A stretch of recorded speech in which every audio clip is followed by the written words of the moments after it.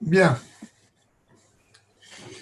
Donc, comme on a parlé un petit peu, ça c'est Mamar qui dit donc en Tav Shimon Vav que c'est la même Gviout que cette année. C'est-à-dire que ce Shabbat, il est en même temps Shabbat Mevachim Sivan et en même temps Erev Rosh Chodesh Sivan. Ce qui veut dire que lorsque Shabbat Mevachim il est l'Erev Rosh Chodesh, alors l'Haftara, le Maftir qui est lu, c'est Maftir dans Shmuel, Ve'emer Natan Bachar Chodesh. Et donc c'est sur ça que le Rabbi va parler ici dans le Mahamar. Comme on sait très bien là-bas qu'on est en train de parler que il y a les histoires entre Shaoul et David, et Jonathan étant très attaché à David, il n'a pas, comme on va le fait signaler, l'absence de David. Et comme on va le voir ici, dans le texte, l'absence de David se fait remarquer par le fait que son siège est resté vide. Une des lécoudotes, juste avant de commencer, ici, le Rabbi, au début du Mahamar, va venir nous donner une explication quant au sujet que parfois, des Rebbeim, lorsqu'ils apportent une explication quelconque ou un développement quelconque, alors il est rapporté entre parenthèses, Rabbi entend les diokim de ce genre, et après expliquer. Donc on y va. Donc Jonathan lui a dit à David, demain nous serons dans Rosh Chodesh. Nifkata, et on va voir que c'est le même terme, et donc tu vas te faire remarquer par quoi? Qui pagen mojavecha, car ta place sera vide, donc ça marquera une absence. Yadouim derushiravoten lesinval pasuk ze vesi pour ze. C'est connu les commentaires de Rebbeim sur ce verset et sur ce récit-là. Matrim derush Rabbeinu Azaken nanitfas bor Torah im hagaot ubir matmat tzedek, a commencé par l'explication de Admor Zaken, qui est imprimée dans les livres du Tzemar Tzedek Or Torah avec les biurim de Tzemar Tzedek, que les mouchar misé goufa sheyesh hagaot biurim de Tzemar Tzedek bechatzi igut kiyotze bazeh. On voit là-bas que les hagaot, donc les explications du Tzemar Tzedek, elles sont ramenées là-bas entre parenthèses. Et chez vous, Famama, ou l'Admoazaken. Donc le fait que les commentaires du Tzemar Tzedek sont entre parenthèses, ça vient encore appuyer le fait que le corps du Mahamar, lui, il vient de l'Admoazaken. Mirak, Agot de Tzemar Tzedek, ce n'est que les commentaires qui, eux, proviennent du Tzemar Tzedek. Ren, ou Berouba Mamachia, la Marmer Admoa Tzemar Tzedek Torah, et c'est en vérité comme ça, le Rabbi nous dit, dans la majorité des Mahamarim du Tzemar Tzedek dans Or Torah, que dans cette majorité-là, il y a le corps du texte, donc c'est le Mahamar du Admor Zaken, et le Tzemar Tzedek, lui, apporte ça en son commentaire lorsqu'il le met entre parenthèses. qu'on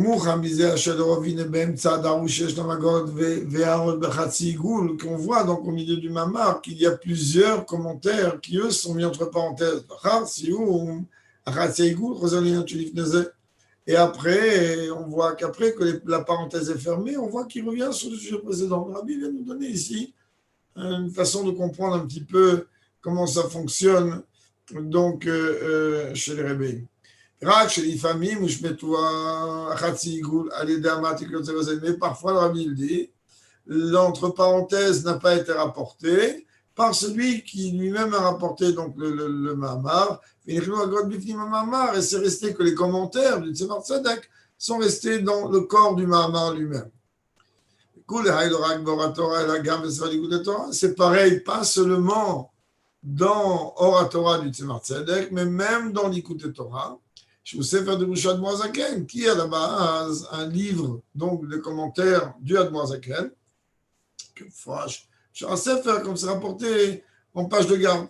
Enfin, puis quand il y a le et malgré tout, on voit que dans l'écoute Torah, sont rapportés là-bas les commentaires et les précisions donc du Tzemar Tzedek. Comme c'est expliqué longuement dans une des lettres du rabbi précédent. Si on veut revenir dans notre sujet à nous, concernant le Mahamar sur Vayomalo Yonatan, déjà dans notre génération, on a mérité que ça a déjà été imprimé, ces Mahamarim du Admoazaken, à travers des écrits déjà de lui. Sham Nimtsa Daouzé Ben Derusha Admoazaken, et ce commentaire-là, il se trouve parmi les commentaires d'Admoazaken. Je vais un peu vite parce que là, le Rabbi fait une explication sur de la manière dont ont été imprimés les livres de Hassidou, entre autres d'Admoazaken et de Tzemar Tzedek.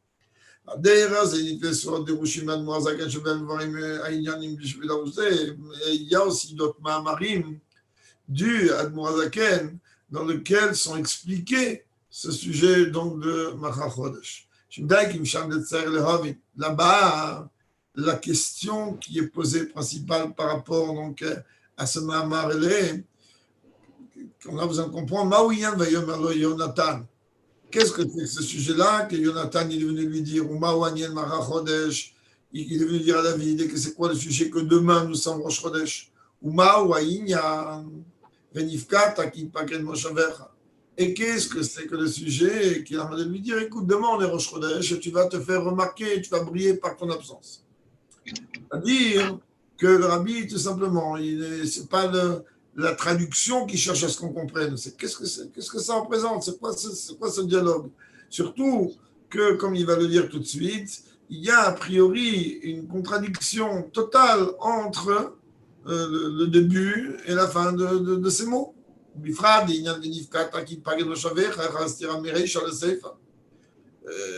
te faire remarquer par ton absence. Donc, a priori, c'est une contradiction du début et de la fin. Il n'a dit pas qu'elle m'a chavé le fait que ta place est vide, donc ça veut dire qu'il va y avoir un manque. Ça va comme David, c'est-à-dire que l'endroit où David il a l'habitude de s'asseoir, eh ben, on va voir qu'il y a là-bas effectivement un vide.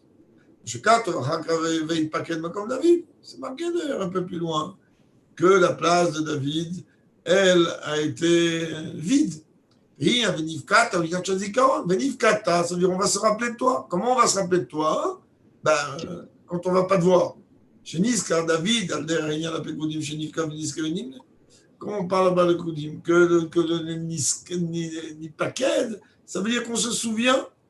Et donc on va se souvenir de toi qu'on ne va pas te voir. Et donc, donc on voit que c'est en vérité une contradiction en lui-même.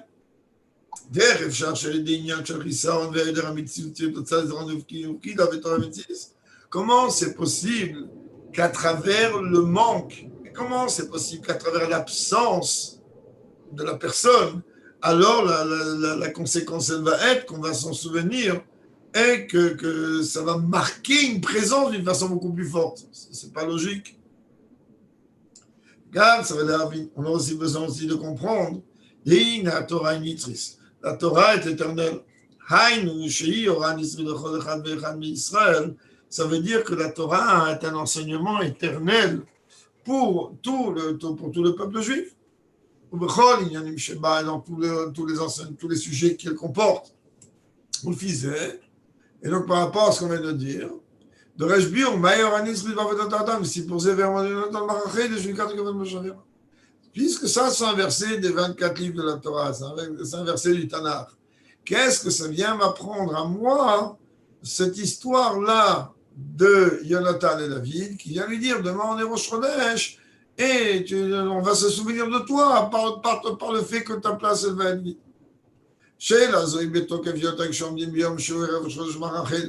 Et le Rabbi dit, étant donné qu'aujourd'hui on se trouve Shabbat, veille de Rosh Chodesh, donc on se retrouve dans la même situation que le verset du fait qu'on est rendu au verset d'Aftara. Alors le fait qu'on est rendu au Macha Chodesh, Donc, Rabbi dit, on comprend bien qu'aujourd'hui, c'est-à-dire ce Shabbat, l'enseignement, il doit être marqué chez nous de façon beaucoup plus forte, car nous vivons le même événement. Nous allons être le Shabbat veille de Rosh Chodesh, et quel enseignement j'ai besoin de tirer, moi, du fait qu'on est en train de dire à David que tu vas briller par ton absence. Et donc, on a besoin de comprendre encore plus c'est quoi le contenu donc, de cet enseignement. Donc, en deux mots, dans le premier paragraphe qu'on vient de voir, le rabbi vient nous expliquer qu'on a parlé ici des Rushim des Rebbeim, et il a plutôt insisté au nom du rabbi précédent qu'on peut voir que dans les Mahamarim d'Admour Zaken, il y a eu plusieurs fois l'intervention du Tzemar Tzedek. Et parfois, c'était fait sous forme d'entre parenthèses. Parfois, les entre parenthèses n'étaient pas rapportées ici par ceux qui ont retranscrit. Et où on peut voir clairement aussi dans l'Ikouté Torah, etc. Donc, le rabbi est venu expliquer qu'à travers ce Mahamar-là, il y a un Mahamar qui explique le sujet de Macha Chodesh. Et la question qui a été soulevée ici, c'est qu'on est en train de nous rapporter un récit entre David et Jonathan, qui est en train de lui dire, demain on fait au repas chez Shaoul Amelech, tu vas être absent et tu vas briller par ton absence, c'est-à-dire tu vas te faire remarquer du fait que tu ne sois pas là. Donc, Rabbi dit, étant donné que ce Shabbat, on est en train de vivre la même période, Shabbat, veille de Rosh Chodesh, et on est en train, on va dire, une haftara dans laquelle on dirait des brachot avant, des brachot après. Donc, on doit comprendre à tout prix quel enseignement ce verset-là il nous apporte, que la Torah est éternelle et qu'elle est valable de tout temps et à tout moment, etc., à toute époque et peu importe l'endroit, dans tout endroit. Alors, dans ces cas-là, quel enseignement nous on doit tirer? Parce que ce Shabbat, ça nous touche beaucoup plus directement ce verset. Donc,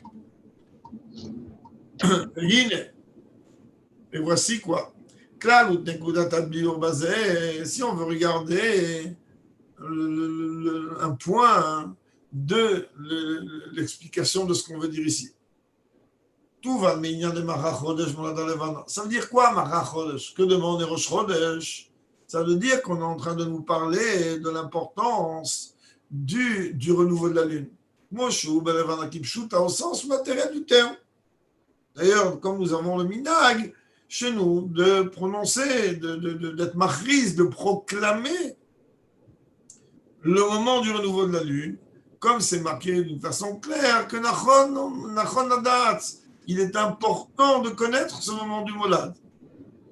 Et donc, le sujet de Macha Chodesh, il est lié avec le fait qu'on veut essayer de rappeler le moment dans lequel la lune va être renouvelée.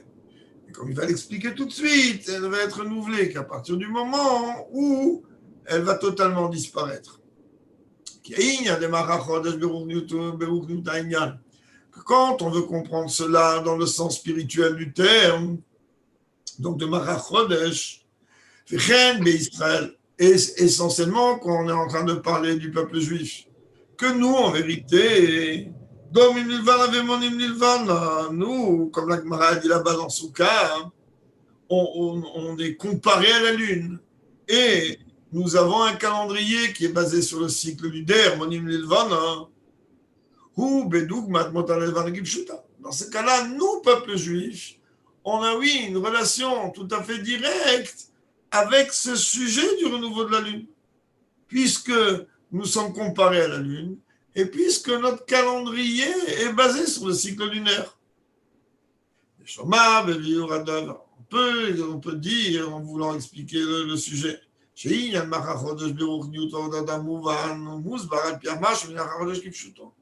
et donc, il dit le sujet de Macha Chodesh, c'est-à-dire le sujet du renouveau de la lune, dans le sens spirituel du terme et dans mon service de Dieu, en vérité, on peut le comprendre à travers l'exemple concret de ce martyr-là, de ce lien-là de Macha Chodesh. Alpi, comme il est rapporté dans le Zohar, Dieu, il a regardé dans la Torah, il a créé le monde, comme on a expliqué maintes et maintes fois, que la Torah est le plan d'architecture du monde. Je me disais, Mouvan, que de là tu comprends. Shami, qui t'a dit à des en l'âme, Walidi, il dit à la Torah. Donc, si tu veux comprendre les sujets du monde, alors tu as besoin, en vérité, de comprendre les sujets de la Torah. C'est-à-dire que lorsque tu vas comprendre les versets dans la Torah, tu vas comprendre automatiquement la vie de Pashtout.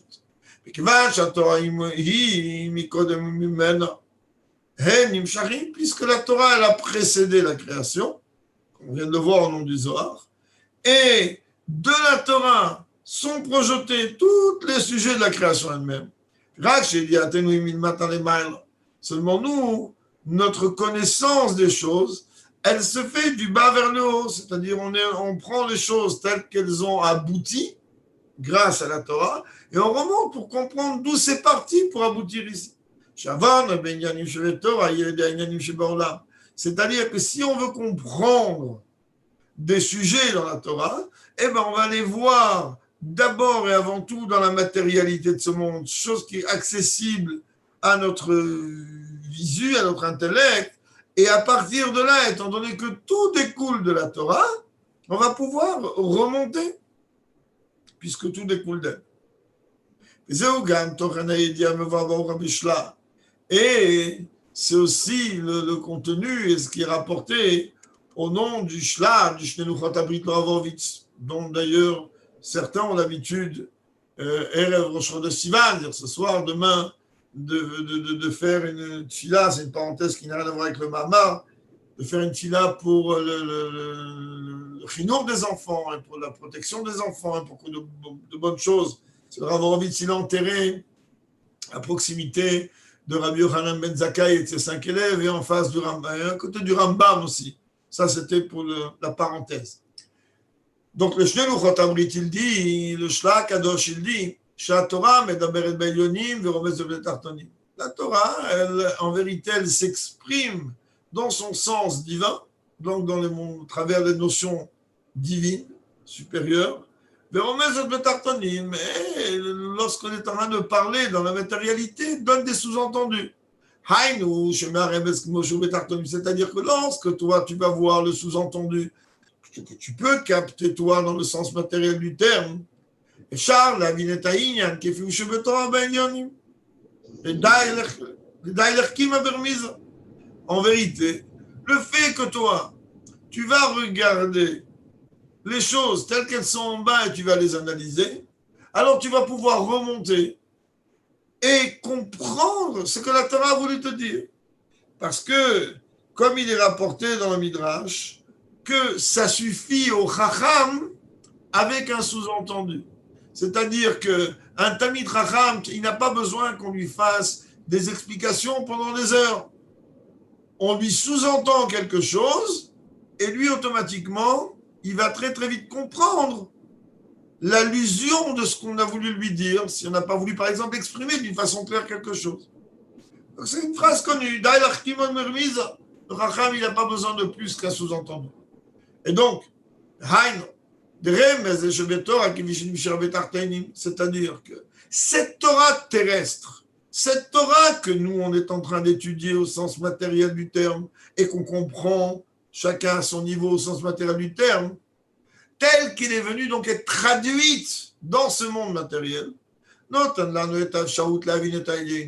elle va nous donner la possibilité de pouvoir comprendre son sens divin, c'est-à-dire la dimension supérieure, tels qu'ils sont à travers cette dimension de sous-entendu. Pas seulement la manière et la façon dont le Chacham, lui, il comprend les entendus. Il est avisant. Même comme le sous-entendu se trouve chez celui qui donne le sous-entendu. Traduction. Le Rabbi veut nous expliquer ici une chose simple, que c'est pas si simple que ça d'être capable de pouvoir donner un exemple, de pouvoir être capable de donner un remez, un sous-entendu. Pour pouvoir donner un remez, alors il faut être capable d'avoir une subtilité, d'avoir une compréhension, comme on a déjà expliqué. Remez, c'est comme Machal, c'est comme un exemple. On sait très bien de Shlomo Ameler que lui était capable de donner 3000 exemples sur chaque mot de la Torah. Pourquoi? Parce qu'il vivait les choses, il comprenait les choses. Et donc le Rabbi, il dit que lorsqu'on est en train d'étudier la Torah terrestre, alors que par son intermédiaire, on est capable de remonter et d'arriver à la source de la Torah, dans les dimensions de la Torah beaucoup plus élevées. Alors le Rabbi, il faut que tu comprennes, c'est pas seulement comme un Chacham, il va comprendre, mais tu vas comprendre le sous-entendu tel qu'il est chez celui qui t'a donné son sous-entendu. On parle de Dieu ici, puisque c'est Dieu qui a donné cette Torah à travers des sous-entendus pour te permettre d'arriver à lui. On peut en vérité expliquer que la différence qu'il y a entre ces deux manières, c'est-à-dire, si nous, on va comprendre et connaître les sujets de la Torah, c'est-à-dire tels qu'ils sont en haut et s'expriment en bas, ou bien que nous, on va comprendre le sujet de la Torah tel que c'est déjà beaucoup plus adapté aux gens de notre niveau, c'est-à-dire à partir du bas, ou c'est tout simplement la différence qu'il y a entre le dévoilement de la Torah au moment du don de la Torah et le dévoilement qu'il y a après Matan Torah. De quoi Rabbi parle? Qu'est-ce que ça veut dire au moment du don de la Torah et après? Quelle est la différence? De quoi on parle ici? Shat Matan Torah est la Torah Begal. Combien de fois le Rebbe a parlé sur plusieurs sikhot de Yutet qui se lève cette Nekuda-là? Rabbi, il faut que tu comprennes, il y a des gens qui, eux, ils s'opposent à étudier les parties cachées de la Torah. Alors Rabbi dit, mais comprends bien que lorsque Dieu il a donné la Torah, il a donné les 10 commandements. C'est-à-dire qu'à travers les 10 commandements, était caché et sous-entendu toute la Torah entière. Comme chacun le sait, que lorsque l'on compte le nombre de lettres, depuis le Aleph de Anochi jusqu'au Chav de l'Ereacha, c'est-à-dire des 10 commandements, on va trouver 620 lettres. C'est 620 lettres qui rappellent les 620 mitzvot et qui rappellent la lettre de Keter, couronne, un mot bien connu ces derniers temps. Et automatiquement, on voit bien qu'au moment du don de la Torah, elle a été donnée sous forme cachée, mais d'une façon dévoilée. C'est-à-dire le cachet a été dévoilé. Gilui Maaseh Merkava. Et on a vu que non seulement ça, mais on a vu qu'il y a eu des dévoilements de Dieu très, très, très haut, de ce qu'on peut appeler Maaseh Merkava, c'est-à-dire des choses qui dépassent complètement l'entendement humain, comme Rambam emporte au début, tel que c'est d'ailleurs.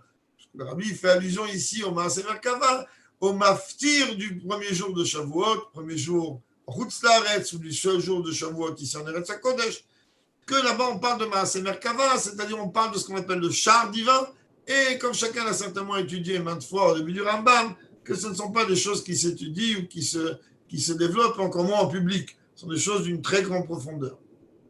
Alors on voit que quoi, au moment du Matan Torah, se dévoilent ces niveaux énormes que l'on traduit par le terme char céleste. Donc, Medaber el Ba'el Yainim, la Torah, elle s'exprime dans les dimensions suprêmes. Et tous les autres sujets de la Torah, ils étaient seulement sous-entendus. Haïno, ça veut dire que la connaissance de tous les sujets de ce monde terrestre, on le tient de la Torah. Ça, c'est quand? Ça, c'est au moment de Matan Torah. Mais après Matan Torah, on a un texte de Torah, notre travail à nous, il est d'aller du bas vers le haut. Ça veut dire quoi, il est d'aller du bas vers le haut? C'est-à-dire maintenant, on n'est pas en train de voir le dévoilement de Dieu. Maintenant, on n'est pas en train de voir Maaseh Merkava. Maintenant, on n'est pas en train de voir tout ce qu'on a vu au moment de Matan Torah. On a un texte sous les yeux. C'est à nous de se casser la tête, de faire le schéma à l'envers, c'est-à-dire de partir du bas et de remonter. C'est-à-dire on va étudier les sujets de Torah tels qui sont amenés par des sous-entendus avec des termes terrestres, et ce n'est qu'après avoir étudié, en passant par plusieurs caps et plusieurs niveaux, les sujets tels qu'ils sont dans leur véracité en haut, c'est-à-dire dans les mondes supérieurs. Ça, en vérité, qu'est-ce que le Rebbe est en train de nous dire ici? Le Rebbe est en train de nous dire, comprend que c'est ça ton écoute dans le Chassidut, ou même plus particulièrement quand on peut regarder la Torah de Rabbi Levi Yitzhak, la Torah du père du Rebbe, comment elle est d'un côté extrêmement profonde, tout en étant à la portée de chacun pour nous montrer combien ces dimensions qui paraissent simplissimes, en vérité, ont un sens profond et que le père du Rabbi nous les fait remonter à travers des gématriotes, des paparotes, des rachets de vote, tout un tas de choses extrêmement intéressantes. Et là, le Rabbi maintenant va expliquer plus. Ubi ou Raïniano. L'explication, elle est Qu'est-ce qu'on a dit? On a dit que nous, on les ressemble à la Lune, on a un calendrier, on est comparé à la Lune, on a un calendrier qui est basé sur le cycle lunaire. Et que le sujet de Machar Chodesh, il est lié avec le Molad Alvana. Il est lié avec le moment du renouveau de la Lune. Lui, il dit maintenant, comprends bien. Nous, on voit que le moment du renouveau de la Lune ici-bas, dans le terrestre,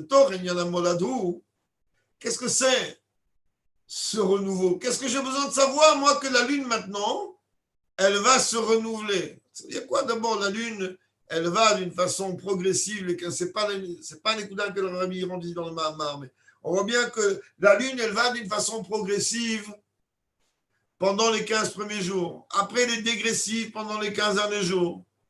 Mais la Lune, elle ne bouge pas. C'est la clarté de la Lune, c'est la brillance, c'est ce que la Lune reflète pendant les 15 premiers jours et les 15 derniers jours, que les 15 premiers jours, elle reflète une progression de la lumière, et les 15 derniers jours, elle reflète une dégression de la lumière. Et là, il dit, qu'est-ce que c'est que le Molad? Et arrive au moment où on arrive, la veille de Rosh Chodesh, le moment dans lequel la Lune, elle va se renaître. Rabbi dit tout simplement que le Molad Alvana, il est l'union entre la fusion entre le soleil et la lune, puisqu'on sait très très bien que la lune, elle n'est pas autonome au niveau de luminosité. Elle ne fait que reprojeter à travers elle ce que le soleil lui envoie. Et au moment du Molad, Rabbi dit il y a une fusion entre les deux. Il va expliquer. אלא שנית, זה צריך להיות להם בהסתר והלבנה לגמרי. דלבנה, לית לה מגמא כלום. Il dit comprend pour qu'il y ait la fusion entre le soleil et la lune, c'est-à-dire qu'ils soient en connivence et qu'effectivement la lune puisse recevoir du soleil afin de pouvoir retransmettre sa lumière. Il y a d'abord besoin qu'il y ait un voile, et un voile qui soit total. Pourquoi? Comme on le sait très bien, comme le Zohar il dit, que la lune, elle est comparée à Malchut, c'est la même Nekuda, la Sphira qu'on est en train de raffiner cette semaine. Et que Malchut, elle aussi, l'Ek Megamaklum, elle n'a rien, elle. Il y a effectivement un niveau dans Malchut qui est quelque chose de totalement dépendant. Elle dépend des sphirotes qui est au-delà. Pareil la lune. La lune, la lumière qu'elle fait refléter, elle n'est pas elle. Elle n'a rien elle. Elle ne fait que faire passer la lumière du soleil. Mais elle va effectivement faire refléter jusqu'à que ça devienne une obscurité. Les derniers jours du mois, ça va en dégressif, jusqu'à qu'il n'y a plus du tout de dimension de reflet. C'est-à-dire, en fait, jusqu'à qu'elle ne soit elle-même.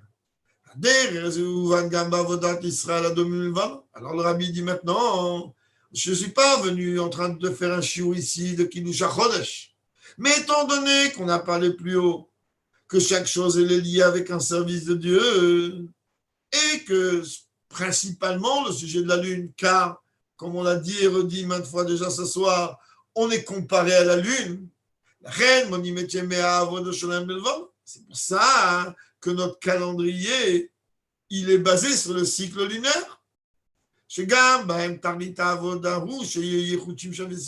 Alors il faut savoir que le but chez le Ham Israël, il est quoi? D'amener à cette fusion qu'il y a entre Shin, Shav et Sihor, entre le soleil et la lune.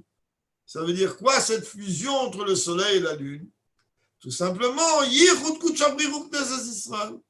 la fusion qu'il y a, l'union qu'il y a entre Dieu et l'Assemblée d'Israël et le peuple juif. Puisque Dieu est comparé,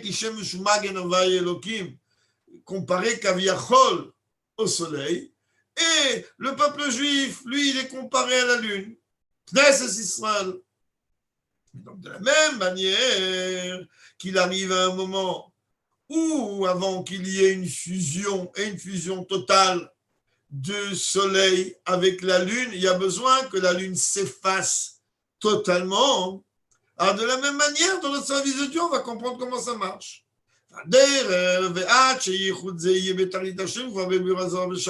Jusqu'à qu'on arrive à ce que cette fusion, elle soit au summum qu'on s'est expliqué dans le Zohar là-bas de Parashat Beshalach.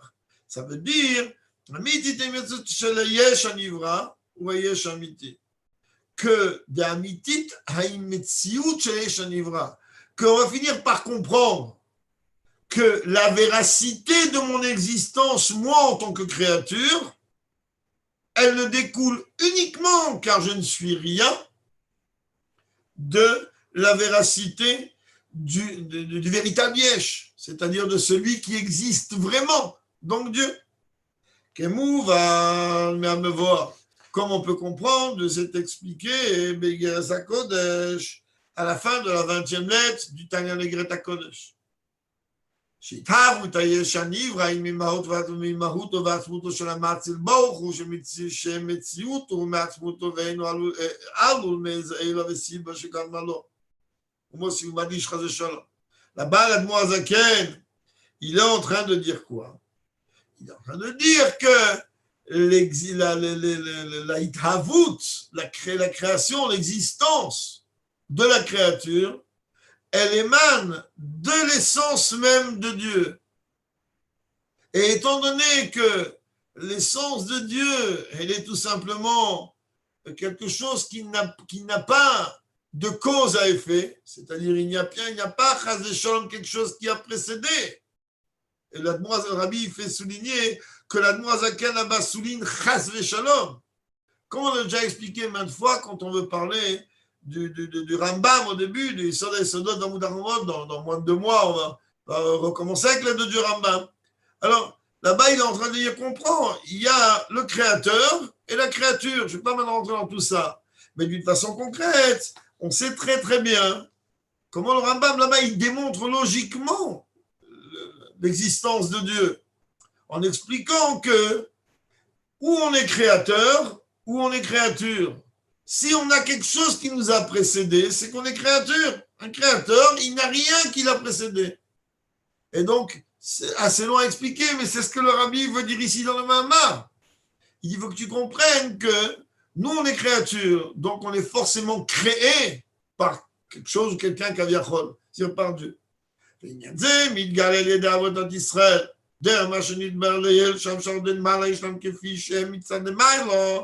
cette chose-là, ce fait que la créature dévoile à travers elle le Créateur, on le voit en vérité à travers notre service de Dieu, comme on a expliqué plus haut, que tout ce qui provient d'en haut, tout ce qu'on voit nous en bas, il a une source d'en haut, comme la Torah qui elle a été donnée d'en haut.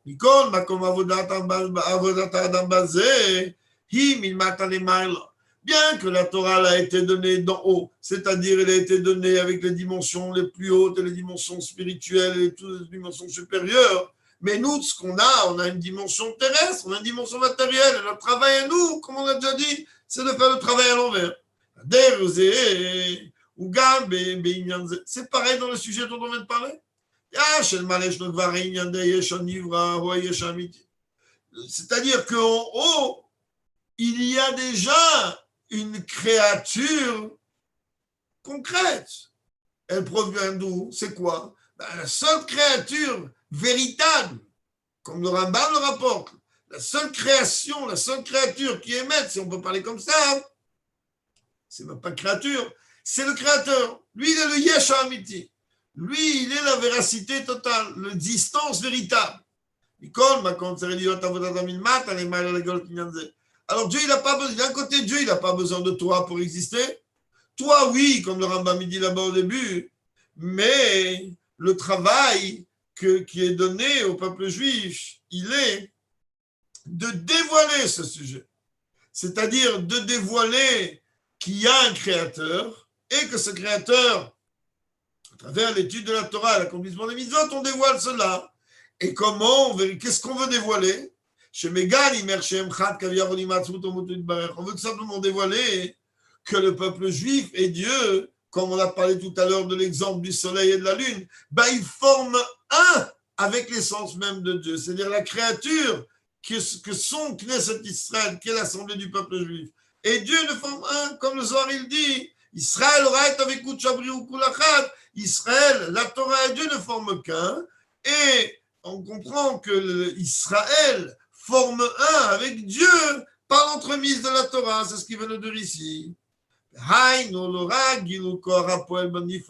veut dire qu'il ne veut pas seulement dévoiler la force motrice par rapport à la créature, par rapport à ce qui est créé en bas, et la gamme qu'il lui a pris, chez les malins pris notre corps à Poël.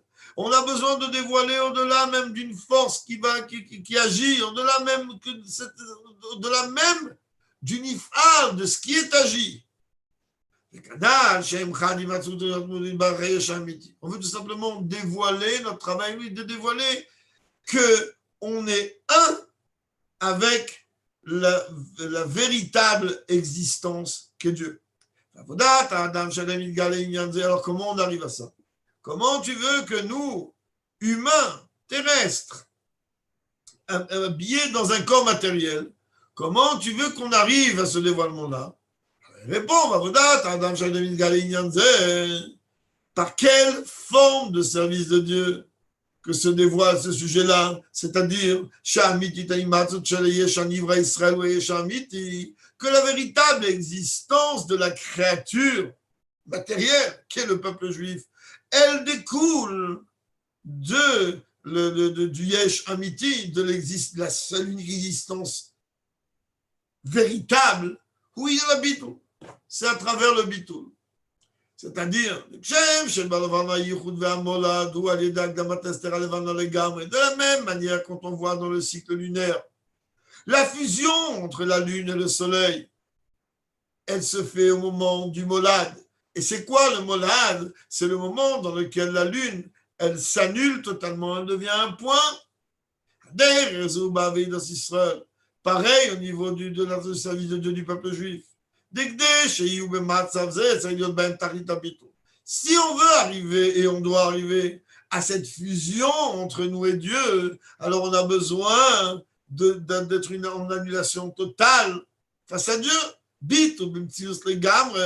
C'est-à-dire, c'est pas seulement bitul hayesh, c'est pas seulement s'annuler en tant qu'existence face au Créateur, c'est bitul b'mtziut, c'est-à-dire qu'il n'y a même pas une notion d'existence qu'il doit avoir chez nous. On ne va pas maintenant entrer dans toutes les explications de la différence qu'il y a entre bitul hayesh et bitul b'mtziut, ce serait trop long. Et c'est ça qu'on est en train de nous dire. Demain, c'est Rosh Chodesh. Ça veut dire que Chodesh vient du langage chidush, hitratshut, renouveau. Alors il y a besoin d'un renouveau total. Chodesh minashon chidush. Donc on vient de le dire. Le mot Chodesh vient du langage renouveau. Venifkata. Et Venifkata, on va se rappeler. Inyanazi-40 de toi. Hamshar meprinat na'alit beyoter. C'est-à-dire que la dimension du zikaron, le fait qu'on se souvient de toi, ça veut dire que tu es en train de, je vais expliquer en quelques minutes, de projeter la chose d'un niveau le plus haut.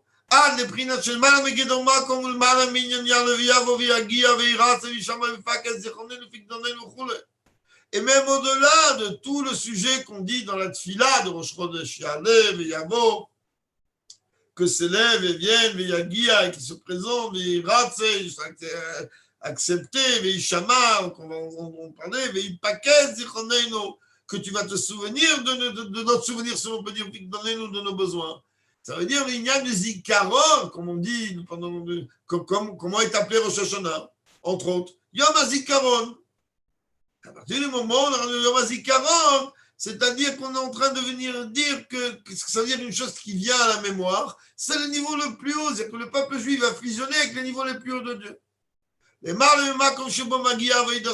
au-delà même du niveau dans lequel le service de Dieu d'un homme il va atteindre. Ça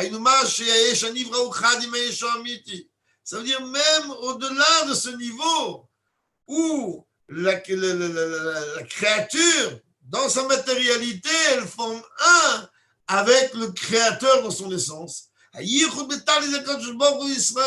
Ça veut dire la fusion, la puissance, le summum qu'il y a entre Dieu et le peuple juif.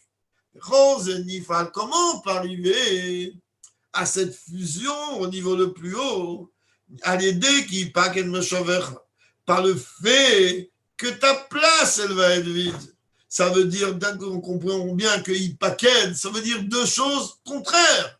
D'un côté, ça veut dire se souvenir, et d'un autre côté, ça veut dire vide, c'est-à-dire une inexistence, le manque. Ça veut dire que ça va amener l'absence, elle va provoquer la dimension du bitoul, et jusqu'au même au niveau le plus haut du bitoul, qui est bitoul bimtsiout.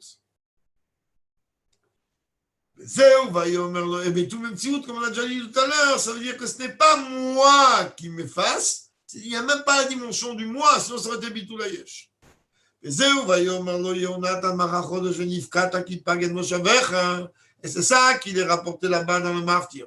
Demain, on est Rosh Chodesh et on va se souvenir de toi. Tu vas te faire remarquer ta place va rester vide.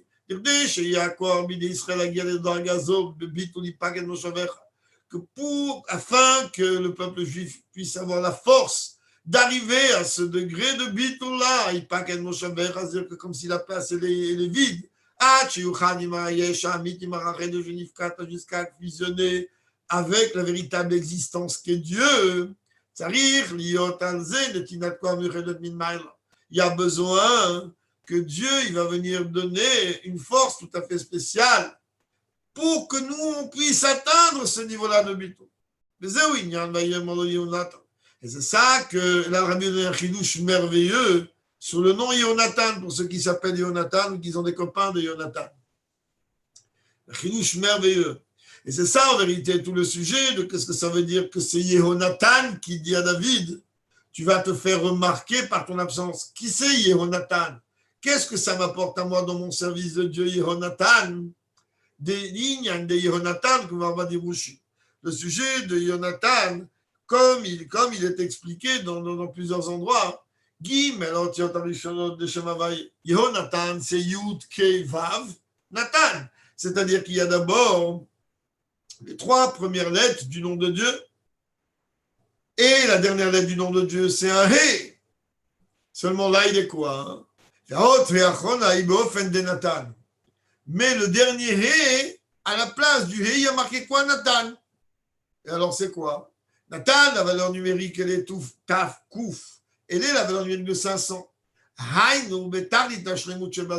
Ça veut dire qu'il y a Yud, Kei, Vav, et le dernier He, qui représente en fait la matérialité, les Yanim dans ce monde de Khulu, Malchut, et tout vient de la lune, et tout ce qu'on peut parler des heures, il est en vérité dans la Shlemut la plus totale. Pourquoi?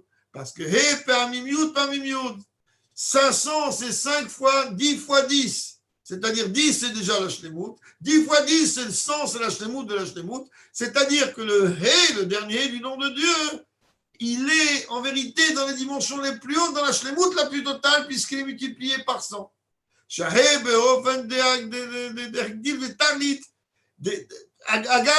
C'est-à-dire que le He, il est élevé dans la dimension la plus grande de son élévation. C'est la Shlemut. On sait très bien, Ben Mea, comme c'est marqué dans le Pirkei Avot qu'on a vu Shabbat, Ben Mea qui nous met, va voir Bata Menayel, qu'on va voir Shabbat, qu'on a vu Shabbat, pardon. que le chiffre 100, il est complètement au-delà. Il met tout le monde au niveau du bitul. Et l'autre, et pas seulement ça. Et la Shein, Yanzeu Bofen Shenat Amila Shenetin en plus. C'est pas seulement que le He, il est en valeur numérique 500, que ça donne Nathan, mais le mot Nathan, il a aussi une raison. Quel mot il a, quelle raison il a? Nathan vient du langage Netina, ça c'est Natania entre vous et moi. Donc Netina, ça veut donner. Ça veut dire que Dieu, si l'on peut dire ainsi de lui, il se donne lui-même. Et à l'idée de la Torah, comment Dieu il se donne? À travers la Torah. Comment Dieu il se donne à travers la Torah? Que même, comme c'est marqué que quand on regarde les initiales de la première lettre, du premier mot des 10 commandements, Anochi, ce sont les initiales de Ananachik Tavit Yavit. Moi, mon âme, je l'ai écrite et je l'ai donnée.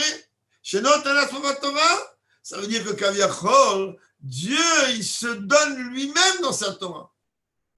Comme c'est connu là-bas le Midrash, il dit que Mamar ou Tiatem le crime, que quand un juif, il est en train d'étudier la Torah, Kaviachol, il prend Dieu. Chaque idée à Torah le crime autant Kaviachol. Qu'à travers l'étude de la Torah, on est en train de prendre Dieu. Et ce sujet-là, ce niveau tellement haut, d'être capable de prendre Dieu lui-même, c'est-à-dire la fusion entre la lune, c'est-à-dire Knesset d'Israël, et le soleil, Kaviachol, qui est Dieu. Dieu nous a donné cette possibilité de le faire comment? Tout en étant ici-bas, âme dans un corps. Au moment du don de la Torah, on n'est pas venu nous faire monter là-haut pour nous donner la Torah. Il aurait pu dire, venez ici, je vous donne la Torah, il est le Torah de Sham. Et la biotan de Sham, il n'est jamais la Torah. C'est précisément en restant et en étant âme dans un corps, dans ce monde terrestre, que Dieu a descendu la Torah à nous. Et il aurait pu, remonter la chercher là-haut. Moshe, il est monté pour la chercher, en nous représentant. Mais d'une façon concrète, nous, on est restés tous âmes dans un corps.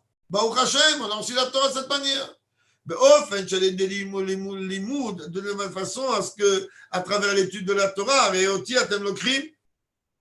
alors automatiquement, on arrive à ce niveau-là que Kaviachol, comme si on prend Dieu. Et à travers cette force tout à fait particulière qui nous est donnée d'en haut,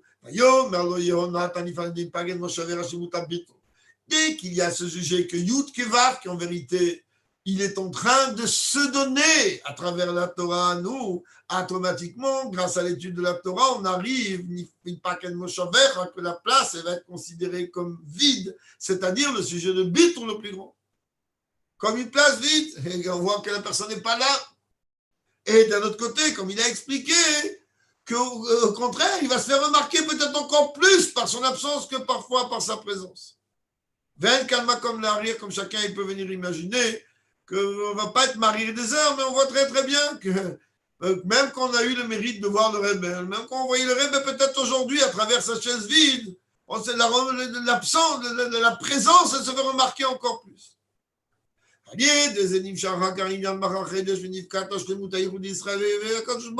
à travers cela, il va y avoir ce sujet de Machachodesh Nifkata. Ça veut dire le renouveau dans une façon de parfaire l'union entre le peuple juif et Dieu. Que cette créature matérielle, elle va former un avec la seule véritable existence. Et par rapport à ce qu'on vient d'étudier, alors maintenant on va comprendre ce que représente l'enseignement éternel à travers notre service à nous qu'on attend. Il y a besoin de précéder l'étude de la Torah qui va entraîner chez nous un bitou, une annulation totale à Dieu. Et d'ailleurs, on le voit au début de l'Ichot HaMutera, le Rebbe dit là-bas, je dit là-bas, De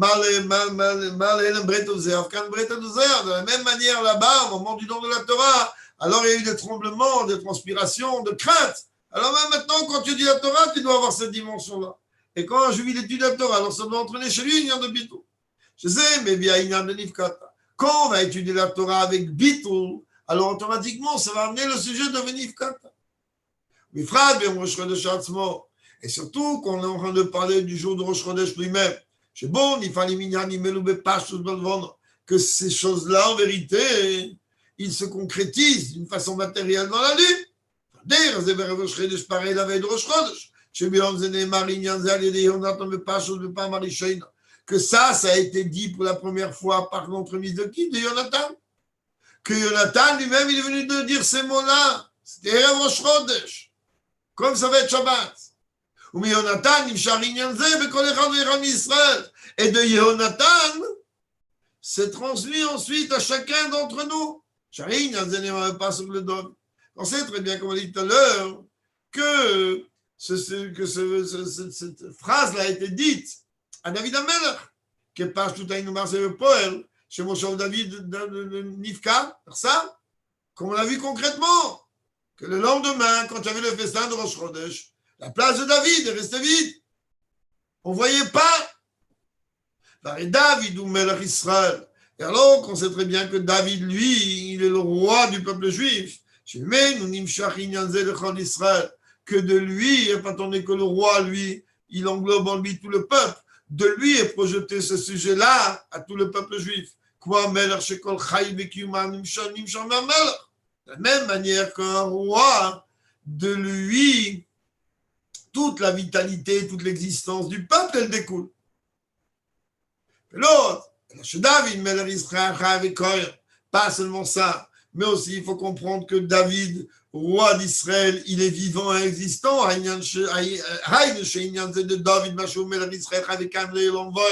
Le fait que ce sujet-là de David, que lui, il est le roi d'Israël, il est vivant et existant à tout jamais.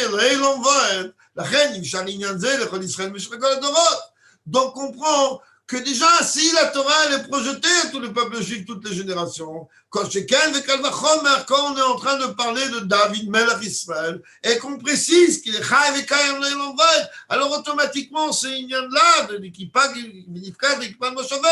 il est transmis à travers tout le peuple juif, dans toutes les générations. C'est déjà en règle générale, c'est transmis ici encore plus fort. Et avec l'aide de Dieu, qu'à travers la compréhension, l'étude et la compréhension de ces sujets, peut-être que ça aussi, ça a été expliqué à travers les différents commentaires.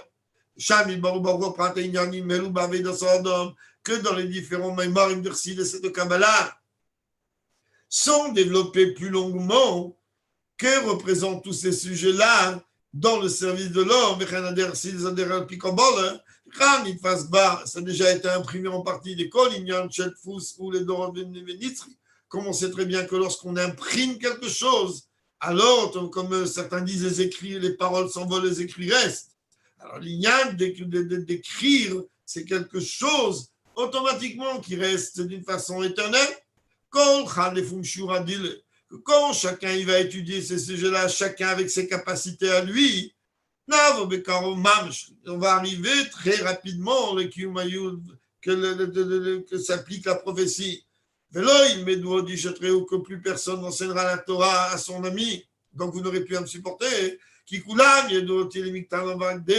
Car, comme il dit le prophète, Dieu, il dit, tout le monde me connaîtra du plus petit au plus grand. Par la venue de Mashiach rapidement de nos jours. Amalek. Shkaya. Tu veux continuer un petit peu? Non, tu développes? Non, entre vous. Allez, bon. Que des bonnes nouvelles à chaque Shkaya. Allez, je fonce et on a un mincha. Allez. Razak, Shkaya. Shkaya à tous. C'est en live sur YouTube et je vais republier très rapidement. D'accord. Merci beaucoup. Kol Tov. Alors.